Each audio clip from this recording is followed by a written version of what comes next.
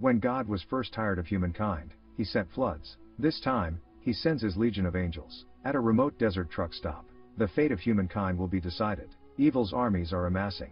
Some humans are possessed with demonic abilities by angels to prey and kill fellow humans. Two angels, Gabriel and Michael, are thrown out to a test. I knew I'd send you, Gabriel. You were always so eager to please. Michael groups with humans and loses his powers, then arms a group of strangers who become unwitting soldiers on the front lines of the apocalypse. Their mission: protect a waitress and her sacred unborn child from the relentless, bloody siege of the demonic legion, as her child is the only hope humanity has for surviving.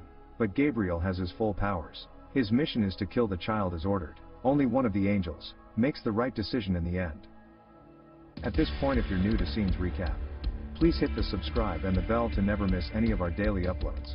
It might seem so simple for you, but the fact that you have done it already means a lot to us. The movie starts with a verse from the Bible, Psalms 34 verse 11, where God warns mankind about his anger and that people must be afraid of him. At the background, a girl shares her childhood story. Her mother always told her to pray to God, and she did that. But one day her parents began fighting each other and separated. After the incident, the girl becomes angry with God and stops praying. The scene changes to the present time, 23rd December midnight in Los Angeles. An angel, Michael, falls from the sky to the ground. He cuts his wings with a knife and goes to a medical shop. He stitches the wound by himself.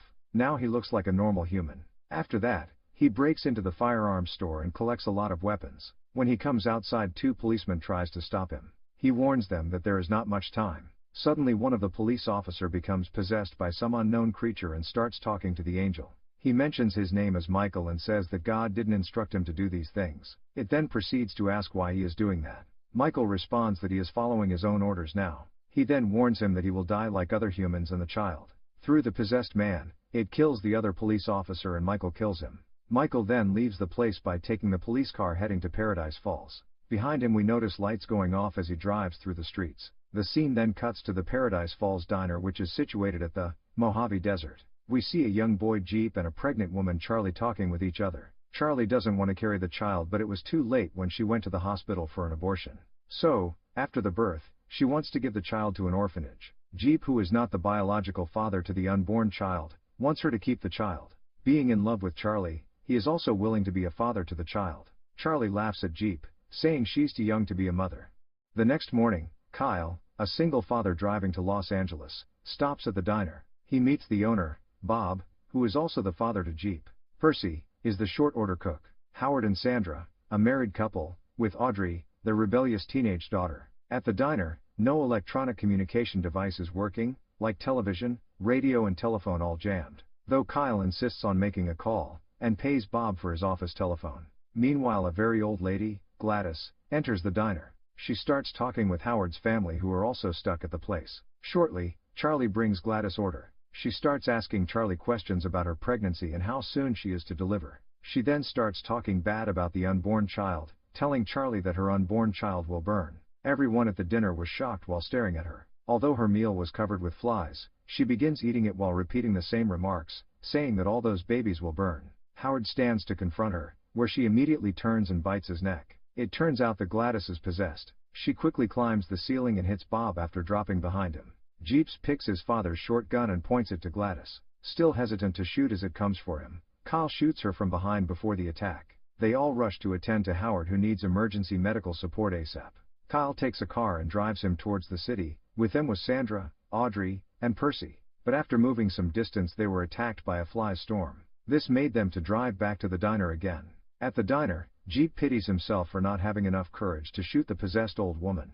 Bob, who didn't like the idea of his son trying to have a relationship with Charlie, encourages his son to fight for what he loves and accepts his son's relationship with Charlie. While they were taking Gladys' body outside, they see a police car coming from a distance. Michael comes out from the police car. Bob holds a gun to his face and asks him to open his mouth and show his teeth. After confirming he was not a monster, Michael tells them that more like Gladys will soon arrive and they need to be ready, otherwise they will all die. He then arms everyone with a gun as they head back in the diner. Not long after, everyone in the diner was busy closing all the openings. Later that night, Michael instructs the men to go to the roof and guard. This includes Bob, Kyle, and Percy. On the other side, Jeep was left to keep the ladies safe inside the building. After some time, an ice cream car seems coming toward the diner. The ice cream man comes outside from the car and starts smelling around. He also appears possessed. He then notices them at the rooftop. His hands, legs, neck, and mouth begins lengthening immediately. He tries to jump and attack them, but Michael shoots him down. Not long after, a countless number of possessed humans come driving towards the diner. Michael orders everyone to start shooting them. Michael then goes for the javelin missile, a shoulder launch weapon. Soon all the vehicles stopped and the possessed people starts walking towards the diner. Kyle notices a child holding a balloon and becomes sympathetic. He was lost in thought for a while before Michael appears to him and orders him to continue with the shooting. Middle of the fight, Howard is pulled by a monster. As they struggle to pull him back in, another monster pulls Charlie by her hands. Michael shows up and cuts the possessed man's hand, then shoots through the window with the 2 guns he is holding. After finishing the first wave, the monsters begins to pull back. Bob comes back to his diner and questions Michael about the happenings. Michael tells them that God lost faith in humans, and like before when he sent floods, this time he sent angels to destroy mankind. He then proceeds to tell them that those people are just vessels possessed by the angels to aid the extinction of mankind. Jeep asks him how he knew much about them. He responds that he was one of them but did not side with the given orders, and for that reason he lost his angel powers. Audrey then asks Michael if he is there to protect them, which Michael points out he is there to protect Charlie's baby, and tells them that her baby is destined to be the savior of the crisis, so angels are coming here to kill that baby.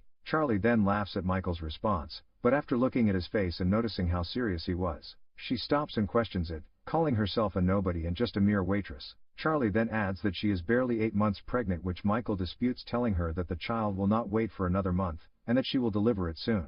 And finally, he reveals that he is the Archangel Michael. He also got an order from God to destroy the child but disobeyed the order and come to save it instead, because he still believes that humans will regain faith in God. The next morning, Sandra discovers Howard crucified on an upside-down cross behind the restaurant and covered with huge boils. Howard cries for help. Sandra quickly unblocks the door. Kyle tries to stop her and she hit him on his neck with her elbows, leaving him unconscious. She tries to go rescue him, but he explodes into an acid. Percy, who shields Sandra from the blast, dies from the burning of the acid. Sandra goes insane and tied on a chair. Meanwhile, the remaining survivors hear a radio transmission that reveals other pockets of resistance. One such refuge is nearby, but Michael advises them not to go, since they would be too vulnerable on the move.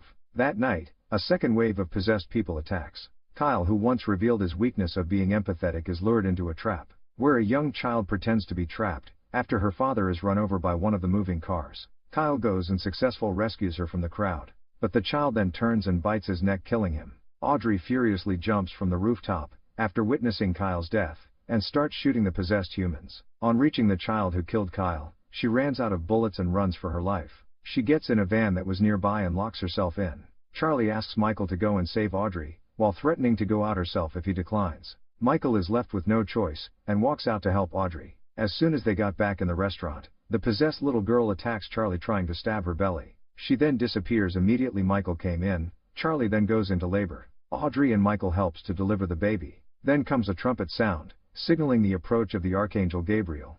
Finally the labor process was over and Charlie gave birth to her child safely. Michael then tells everyone to leave, since the possessed cannot kill the child. Then informs them someone like him who can kill the child is coming. In a panic, Sandra breaks free from restraints, grabs the baby and tries to give it to the possessed, but Michael executes her. Fortunately Jeep comes to the baby's rescue. Moments later, Gabriel enters the diner and fatally wounds Bob, who was trying to shoot him. Michael urges the group to escape and tells Jeep to find the prophets, then learn to read the instructions. Jeep, Audrey, Charlie, and the baby walk safely between the hordes of possessed humans, and takes Michael's stolen police cruiser. Gabriel and Michael fight to a standstill before Gabriel stabs him through the chest with his morning star. Michael dies, and his body disappears. Dying, Bob uses his lighter to ignite the diner's gas main and blow up the diner, incinerating himself and the remaining possessed. Jeep gets his body covered in the same mysterious drawing seen on Michael's body, concludes that the tattoos are his instructions. Gabriel appears and a scuffle ensues, in which Jeep overspeeds, then hits the brakes, pushing Gabriel out of the car. The car rolls, then we see Jeep, Charlie and the baby leaving the scene without Audrey. Confirms that she did not make it from the accident. Gabriel corners them in the nearby mountains and is about to kill them when Michael descends from heaven, healed and restored to the rank of Archangel. Michael tells Gabriel that Gabriel gave God what he asked for, but Michael gave him what he needed, and that is giving humanity another chance. Michael says that this was God's plan to test his angels, believing they had become blind in their loyalty, and that as Gabriel continues to blindly obey God, Gabriel has failed him. Ashamed, Gabriel leaves. Michael explains to Jeep that he is the child's true protector and that they will see Michael again. Michael flies away. Charlie and Jeep reach the top of the mountain and see a small town in the valley below. The final scene has Charlie and Jeep, together with the baby, driving away. This is marking the end of this film. You can also leave a comment if you will want us to recap your favorite movie. Also subscribe to help this channel out. Until next time, have a great day.